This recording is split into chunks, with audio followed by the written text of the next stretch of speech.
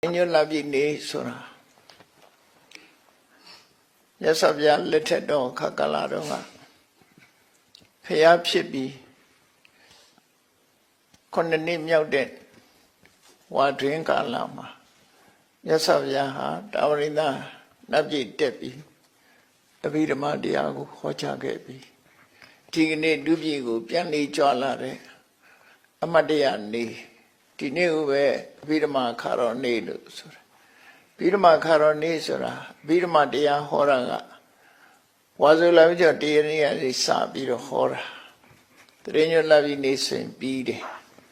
အဲ့တော့အဘိဓမ္မာတရားဟောလို့အဆုံးသတ်တဲ့နေ့လို့ဒီလိုမှတ်ရမှာဒါကိုပဲအဘိဓမ္မာခါတော်နေလို့ဆိုပြီးမြန်မာပြည်မှာမှတ်သားနားလည်ထားကြတယ်ပေါ့နော်အဘိဓမ္မာတရားစတင်ဟောတာတော့ဝါဆိုပြီးတဲ့ဝါဆိုတဲ့နေ့ကနေစပြီးတော့ဟောကြားခဲ့တာဖြစ်တယ်3 လကြာအောင်မြတ်စွာဘုရားအဘိဓမ္မာတရားတော်ကိုတာဝရိန္ဒနတ်ပြည်မှာဟောကြားပြီးဒီကနေ့ပဝရဏပြုပြီးတဲ့အခါမှာ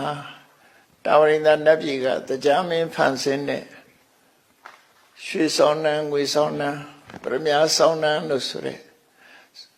ဆောင်နှံလေကားကြီး30ရနေပြီခန္ဓာတိုက်ပြိတ်စွာနတ်ပြည်ကနေလူပြည်ကိုပြန်ကြွလာတဲ့နေတူးနေမြတ်ဖြစ်တယ်ဆိုတာဘုရားဘာသာဝင်နေတဲ့မှတ်သားထားဖို့လိုတယ်ပေါ့နော်။ဘာလို့လဲဆိုတော့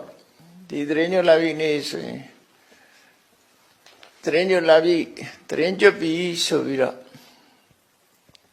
ရှောက်ပြီးတော့လဲချပတ်ကြတော့မြတ်စွာဘုရားဘုရားဘာသာဝင်နေဖြစ်တရားလို့ဆိုတာဒီကနေ့ဟာမြတ်စွာဘုရားတို့သာသနာတို့ကိုးကွယ်တဲ့မြတ်စွာဘုရားရဲ့ထူးမြတ်တဲ့လူပြည်ကိုပြန်လီကြွတာဖြစ်လို့တို့တွေဟာဒီကနေပြီးတော့စီးကြိုပူဇော်တယ်ဆိုတဲ့ပူဇော်ပွဲအခမ်းအနားတွေမိထွန်းကြတာလုံးလို့ဒီအတိတ်ရွယ်နဲ့တရင်ညွတ်လတာဝရိန္ဒနတ်ပြည်ကပြန်ကြွတဲ့အခမ်းအနားကိုမြတ်စွာဘုရားကိုကြီးညိုပြီးတော့လူတွေကစီမီနဲ့ပူဇော်ကြတယ်လို့ဒီလိုပြောင်းလဲချာမြတ်စွာဘုရားရဲ့ဒီ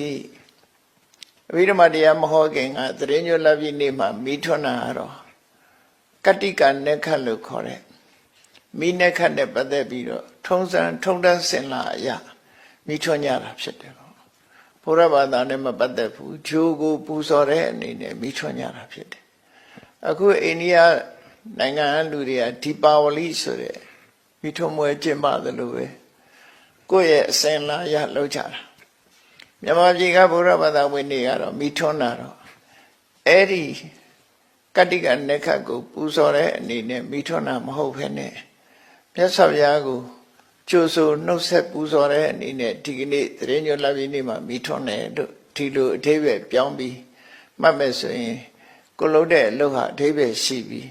ကုသိုလ်ကောင်းမှုကုသိုလ်ရတဲ့လုပ်ငန်းဖြစ်သွားတယ်အဲ့လိုမဟုတ်ဘဲနဲ့နက္ခတ်ပွဲအနေနဲ့မိထွန်းတယ်မိအလှဆင်ပြီးတော့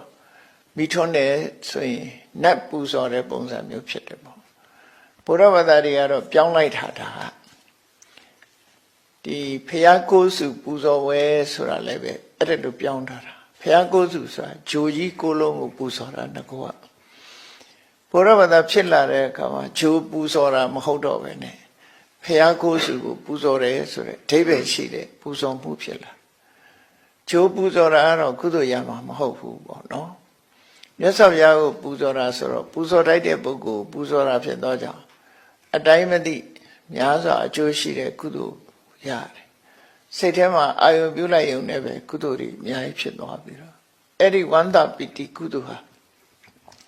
ဘုရားနဲ့ပတ်သက်ပြီးဝန္တာပိတိကုသိုလ်တာမန်လို့မအောင်မိတယ်နဲ့ဥပမာမဲ့ကြည့်စိန်ကြောက်ကလေးဟာကိုယ့်လက်ထဲမှာသေးသေးလေးဒါပေမဲ့အဲ့ဒီစိန်ကြောက်ကလေးရဲ့တန်ဖိုးဟာစိန်လေးရဲ့တန်ဖိုးဟာဘယ်လောက်ကြီးတော့ဆိုလိုင်းခင်းတဲ့ကြောက်အစည်းတရာရောင်းတာနဲ့ဒီစိန်ကလေးတစ်ပွင့်နဲ့မတူဘူးနော်အဲ့တော့တန်ဖိုးချင်းกว่าတယ်လေကြောက်တော့ကြောက်ပဲလိုင်းခင်းတဲ့ကြောက်ဟာကားကြီးတွေနဲ့အစည်းတရာတိုက်ပြီးတော့ချတန်ဖိုးဒီကြောက်ကလေးတစ်ပွင့်ရင်တန်ဖိုးမတန်မှกว่าတယ်အဲ့ဒါလိုပဲကုသိုလ်ကောင်းမှုမှာတန်ဖိုးချင်းกว่าတတ်တယ်အဲ့တော့တန်ဖိုးရှိတဲ့ဟာကိုရအောင်တို့လုပ်ရမယ်ဆိုတဲ့ နှလုံးသွင်းတရားလေးထားပြီးတော့အစင်လာမှုလောက်ထမဟုတ်ပဲနဲ့အထိပ္ပယ်ရှိရှိတို့ဘာဖြစ်လို့တရင်ညွတ်လာပြီးမှမိထွန်းတယ်လေဖះကိုပူဇော်တယ်လေဆိုရင်တာဝရိန္ဒနတ်ပြည်ကလွန်ခဲ့တဲ့နှစ်ပေါင်း2600ကအဘိဓမ္မာတရားဟောပြီးပြန်ပြီးကြွရောက်လာတဲ့မြတ်စွာဘုရားကိုခေယုကျူပူဇော်သောအဖြစ်တို့တွေပူဇော်တယ်လို့ဒီလိုအာယုပြုလို့လည်းရတယ်နော်နောက်တစ်ခါတော့အဘိဓမ္မာတရားတော်မြတ်စွာဘုရားဟောခဲ့တဲ့အဘိဓမ္မာတရားတော်ကိုပူဇော်တဲ့အနေနဲ့အဘိဓမ္မာအခါတော်နေ့ကိုဒီအလင်းရောင်ဖြင့်ပူဇော်ခြင်းအဖြစ်ပူဇော်တယ်လို့ဆိုရင်ဓမ္မပူဇာဖြစ်တယ်ဗုဒ္ဓပူဇာဖြစ်မယ်ဓမ္မပူဇာဖြစ်မယ်သံဃာတွေလှူတာတဏ္ဍသံဃာပူဇာပေါ့နော်ယရဏသုံးပါးကိုပူဇော်လဲရတဲ့ပူဇော်